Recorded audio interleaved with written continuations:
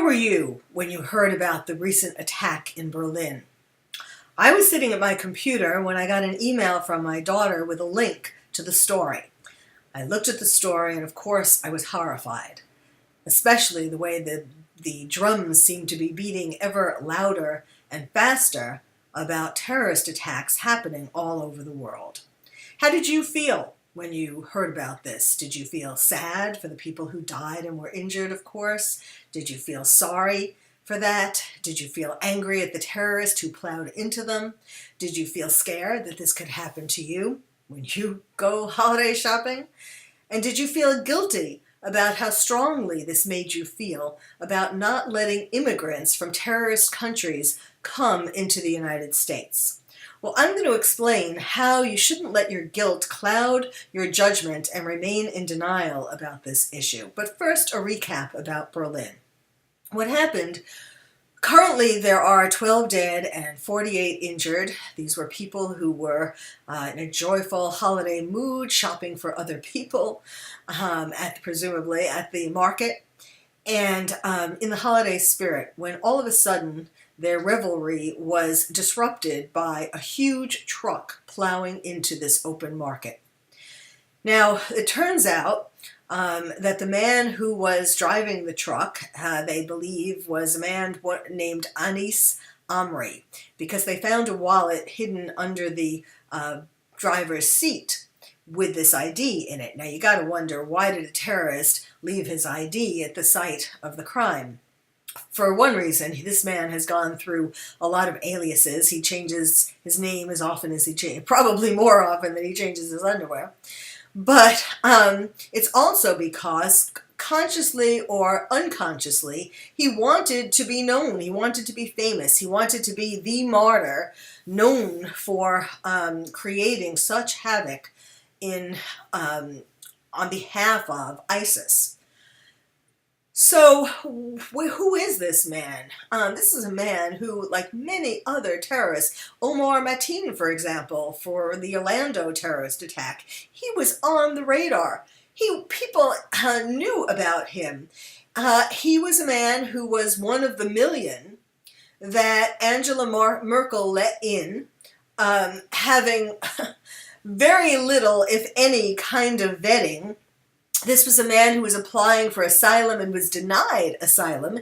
He was supposed to be deported months ago, but because Tunisia wouldn't admit that he was a citizen from their country, he was sort of in limbo in Germany and allowed to create this attack. There are so many people who are under surveillance. And in fact, this man was on the watch list in the United States. He was on the no-fly list, and he was seen to have been searching the internet to learn how to make explosives. I guess he figured a truck was easier.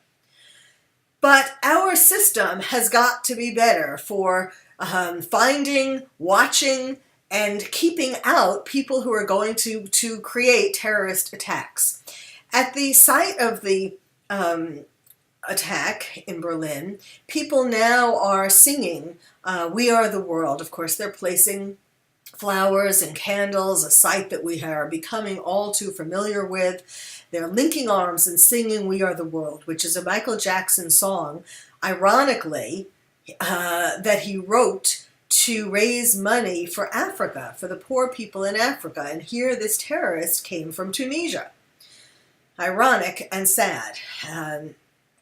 Now, the mayor of Berlin has said, "You are not alone. We share your pain."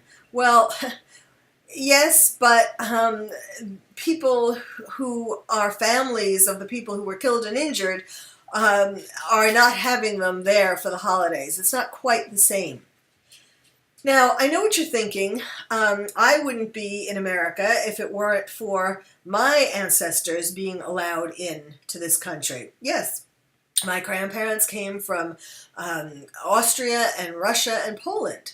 And if there had been a general ban on immigrants, I wouldn't be sitting here today. And of course, I'm very grateful. But the world has changed. And people are, it is not a surprise, even though, a lot of people are still in denial, but it has been the aim of radical Islamists to destroy Western countries for many, many years, and this is not stopping anytime soon. So we need to be much more wary of who we are letting in. Now, of course, we'd all like to link arms and sing Kumbaya and sing We Are the World, and I believe that we should be hoping for this. Also, it's not just about immigrants from terrorist countries that we should be careful about, but also, of course, there are domestic terrorists who are being influenced from afar as well. But, and that has to be, we have to be cautious and try to catch them too before an attack occurs. But for right now, we can certainly hope for a miracle and hope, especially because this is the holiday season and both Hanukkah and Christmas are stories of miracles. So I'm not saying that we should, close our doors and not let anybody in and just, hide under the covers, at least until after the holidays.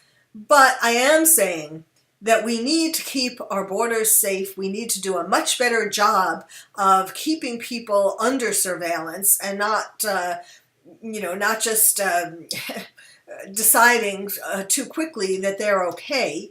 And we need to much more carefully vet anyone who wants to come into our country, especially when they're coming from countries where terrorism is rampant.